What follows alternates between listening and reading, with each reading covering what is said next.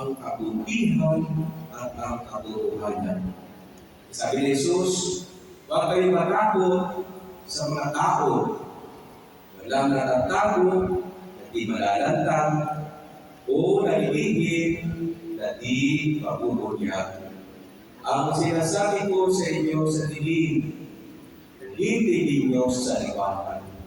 At ang itinulong sa inyo ay inyong ipagsigawan.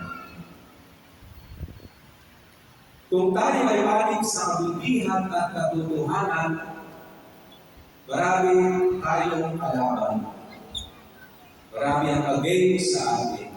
At isa na ang danger dyan, mapapahamak ang buhay natin. Kaya pansinin ninyo, kung sino na papayag ng katotohanan, patay. Diba?